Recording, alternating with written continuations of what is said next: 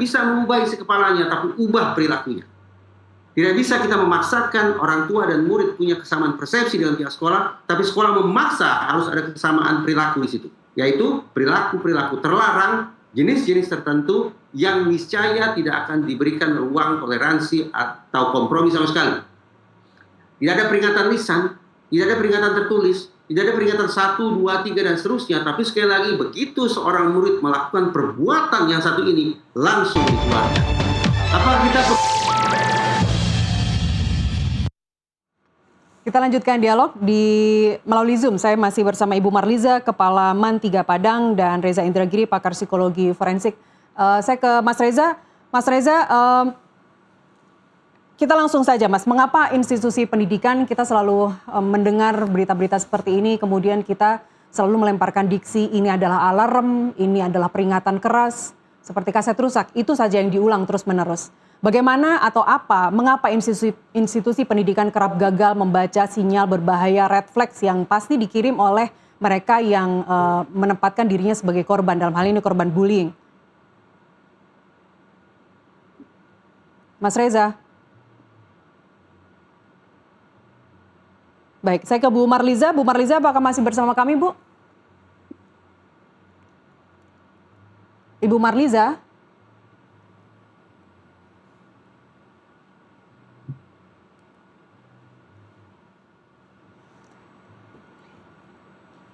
Ya, baik. Pemirsa, kita masih mencoba kembali untuk menghubungi Ibu Marliza, Kepala Sekolah MAN 3 Padang, dan juga pakar psikologi forensik Reza Indragiri yang sudah bergabung di NTV Prime untuk mengupas mengapa bullying lagi-lagi terjadi, dan kali ini korban bullying melancarkan serangan kepada teman-temannya di sekolah dengan menggunakan atau merakit bom yang ia rakit sendiri, dan ia mengaku mempelajarinya dari sebuah link YouTube dan beberapa platform digital. Mas Reza sudah bersama kami, Mas? Jadi kalau tadi kita dengar Bu Marliza bilang bahwa Ananda R tidak ada perubahan perilaku, secara akademik juga justru semester 1 di kelas 12 ini mulai membaik begitu. Bagaimana cara sekolah untuk mengenali red flags yang dalam tanda kutip dikirimkan oleh seorang korban bullying? Bayangkan kurva normal, kebanyakan perhatian pasti akan kita berikan kepada anak-anak, pada murid-murid, kepada orang-orang yang ada di sisi paling kanan dan sisi paling kiri kurva normal. Itu artinya memang kecenderungan kita memberikan atensi kepada mereka yang kita anggap punya keistimewaan, sisi kanan. Atau sebaliknya, perhatian kita curahkan terus-menerus kepada yang ada di sisi kiri, yang bikin onar, yang cuma bisa bikin masalah, dan sejenisnya. Padahal, kebanyakan anak, kebanyakan murid berada di rentang tengah kurva normal. Artinya, mereka lah yang kita sebut sebagai anak yang biasa saja, tidak menampakkan sesuatu yang janggal, seperti anak kebanyakan, dan seterusnya, dan seterusnya. Populasinya terbanyak di situ, tetapi perhatian akhirnya kita berikan tanggung-tanggung saja kepada mereka, karena kita anggap mereka biasa saja. Nah, dengan keinsafan semacam ini, maka mungkin kita memang perlu membangun radar-radar yang lebih luas lagi cakupannya, tidak hanya kepada murid-murid di sisi kanan yang serba berprestasi, atau murid-murid yang ada di sisi sebelah kiri yang bikin masalah saja, tanda petik. Tidak bermaksud untuk memberikan stigma sebetulnya ya. Nah, caranya bagaimana? Memang tidak mudah. Misalnya, boleh jadi anak-anak yang dalam kesehariannya secara offline tampak biasa saja, tapi di online aktifnya luar biasa. Ya. Dia lebih tertarik untuk membangun relasi sosial di media sosial ketimbang di lingkungan fisik yang mereka jalani sehari-hari. Nah, bagaimana kemudian kita bisa menemukan cara untuk masuk ke dunia pertemanan di media sosial itu? Harus kita pikirkan bersama, memang tidak mudah. Tapi kita harus bisa menemukan cara untuk memahami bagaimana keseharian anak dalam berteman. Karena boleh jadi pertemanan yang lebih otentik itu sekali lagi adanya di media sosial. Itu satu. Yang kedua, selama ini kita acap kali berasumsi yang paling kenal anak-anak ya teman-teman dekatnya. Nah, keberadaan teman-teman dekat, keberadaan peer group, keberadaan mentor, mentee, sistem semacam itu masih diberlakukan atau tidak? Jangan-jangan kita terpaku hanya bicara tentang angkatan senior, angkatan junior pada periode ospek saja. Tapi kemudian sistem mentoring, keberadaan mentor dan menti, keberadaan peer group itu tidak kita pelihara, tidak kita bina. Akibatnya adalah kemampuan kita mendeteksi masalah sejak dini akhirnya juga terhambat. Kita tidak cukup punya atensi, tadi saya katakan bicara tentang kebutuhan normal, dan juga kita mengalami kegagapan yang luar biasa untuk memahami dinamika psikologis dan perilaku anak-anak zaman sekarang. Nah, dinamika psikologis dan perilaku anak-anak zaman sekarang, Gen Z itu atau lainnya, ya paling fasih dipahami oleh sesama mereka sendiri. Susah untuk tidak menyebut sekolah dalam hal ini kecolongan, Mas Reza. Setiap hari anak dari pagi bersekolah hingga sore hari. Tadi Bu Marliza menyebutkan, sayang sekali Bu Marliza telah meninggalkan kita karena ada agenda yang lain begitu. Dari pagi hingga sore anak sekolah, baik itu untuk kegiatan akademik maupun non-akademik. Dan ketika seorang siswa SMA kelas 11 mereka sudah begitu dipantau untuk mengetahui kemana mereka setelah SMA ini selesai, apakah mau kuliah, apakah mau bekerja. Itu kan semuanya tidak, meskipun tadi Bu Marliza bilang anak kami tidak hanya satu, kita tahu hal itu. Tapi sulit untuk tidak menyimpulkan bahwa sekolah kecolongan dalam hal ini. Sekian tahun silam, saya pernah mengusulkan ke Otoritas Pendidikan Nasional kita, kalau kita bicara tentang akreditasi misalnya, bukankah sudah saatnya bagi kita mengadakan borang khusus, artinya buku isian khusus, yang isinya adalah serba aneka masalah yang dialami oleh murid di sekolah. Catatan kenakalan, catatan pidana, apapun serba aneka masalah dihadirkan dalam borang khusus itu. Sepintas lalu ini menjadi ide yang luar biasa, tetapi saya yakin ide itu tidak akan bisa direalisasikan. Kalaupun direalisasikan, kuat dugaan saya borang itu akan kosong melompong. Karena apa? Karena saya tidak ada satu sekolah pun yang mau mengisi borang itu. Mana ada pihak sekolah yang kemudian mau buka-bukaan mengatakan bahwa di sekolah kami terjadi insiden contek-mencontek yang masif sekian kali, terjadi aksi vandalisme sekian kali, terjadi perilaku merokok sekian kali, perundungan sekian. Tidak akan mungkin ada sekolah yang mau mengisi semacam itu. Nah, jadi bagaimana? Barangkali ini tentu saja dari sudut pandang forensik ya, karena saya bukan orang psikologi pendidikan.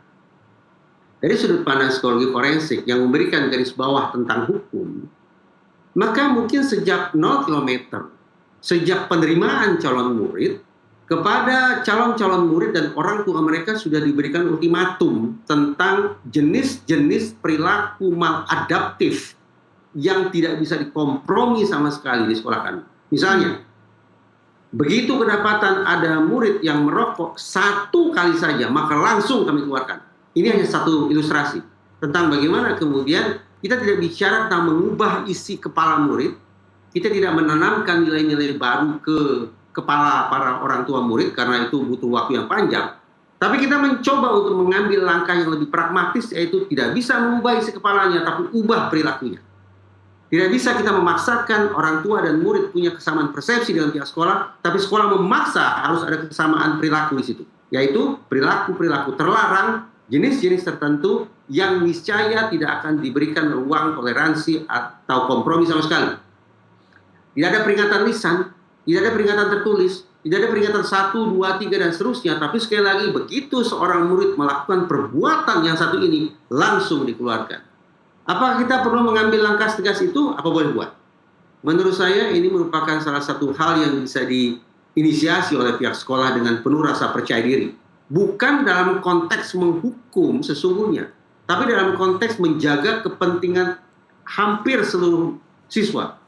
Kita pahamlah di setiap sekolah ada siswa yang bermasalah, tetapi demi mengutamakan atau mendahulukan kepentingan mayoritas siswa, maka sekolah tampaknya perlu lebih percaya diri, berfokus pada pengendalian perilaku, bukan pada penanaman ajaran tentang budi pekerti, tentang Pancasila, dan sejenisnya. Bukan berarti saya menganggap itu tidak penting. Tetapi untuk mengubah isi kepala manusia butuh waktu tidak sebentar. Tapi untuk mengubah dan memaksakan munculnya perilaku yang seragam, perilaku baik seragam, mudah-mudahan itu bisa diikhtiarkan. Sulit juga untuk tidak menyebut ada unsur neglecting dari pihak orang tua, dari pihak keluarga dan lingkungan konvensionalnya. Apa catatan Anda? Klasik. Ada dua bentuk perlakuan yang serba over yang justru memunculkan masalah kelak di kemudian hari dalam proses tumbuh kembang anak. Ada yang over pampering, ada yang neglecting. Neglecting berarti pengabaian, penelantaran, tutup mata terhadap kebutuhan-kebutuhan dan agenda-agenda perkembangan anak. Tapi juga ada yang over pampering, yang memberikan perhatian berlebihan yang tidak lagi proporsional, memanjakan dan sejenisnya. Mudah bagi saya untuk mengatakan itu, tapi ya saya juga harus berikan testimoni. Sulitnya bukan alat kepala untuk memastikan bahwa pengasuhan yang kita lakukan tidak sampai pada titik neglecting, tapi juga tidak kemudian sampai ke batas-batas yang over pampering. Untuk bicara tentang pengasuhan yang serba ideal, yang normatif, yang penuh dengan nilai-nilai harmonis dan sejenisnya, silakan bicara dengan Kak Seto, silakan bicara dengan Ibu Eli Risman. Saya tidak memiliki cukup kecakapan untuk bicara tentang hal-hal yang indah, namun hari ini tampaknya terkesan sedikit banyak menjadi klise semacam itu. Satu hari pasca peristiwa, kegiatan belajar mengajar sudah kembali aktif. Garis polisi sudah dihilangkan, polisi juga sudah tidak menyisir lokasi pengeboman. Tentu polisi sudah memiliki SOP yang semestinya begitu. Tapi ada satu bahaya yang mengintai Mas Reza, yaitu trauma teman-teman Ananda R. Dan tadi ketika kita tanyakan kepada Ibu Marliza, anak-anak baik-baik saja. Apakah itu cukup untuk menjawab atau menyimpulkan bahwa anak-anak tidak ada trauma sama sekali terhadap peristiwa ini? Kita tidak bisa menyangkal bahwa ini peristiwa yang menakutkan. Bahwa polisi datang berbondong-bondong ke tempat itu, Nusantara TV memperbincangkan tema ini menjadi bukti yang tak terbantahkan bahwa ini masalah serius. Yang bisa mengakibatkan jatuh korban jiwa. Yang mengakibatkan rusaknya sekian banyak lokasi di sekolah. Saya pikir akan menjadi sangat-sangat naif kalau kita dengan mudahnya dengan mengatakan seluruh murid dalam kondisi baik dan mereka siap untuk bersekolah lagi. Hanya satu hari setelah peristiwa yang menakutkan ini terjadi. Kita semua perlu ingat istilah delayed onset, pemunculan gejala yang tertunda. Sebutlah ini peristiwa yang traumatis. Pertanyaannya, apakah kemudian kondisi trauma akan muncul seketika? Oh, tidak. Muncul esok hari? Belum tentu. Muncul pekan berikutnya? Entahlah.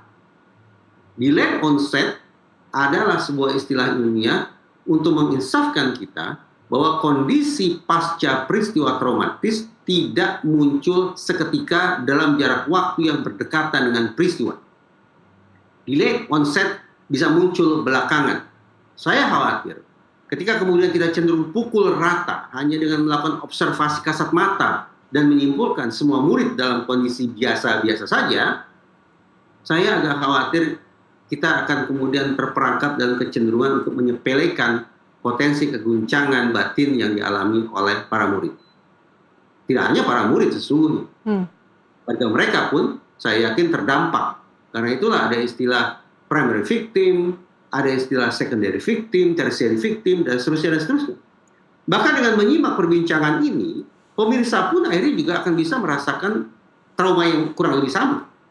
Ini untuk menunjukkan bahwa sekali lagi, dampak dari sebuah peristiwa yang menakutkan, peristiwa horor semacam ini, tidak sepatutnya kita tanggapi sambil lalu hanya dengan mengandalkan observasi kasat mata yang biasa-biasa saja.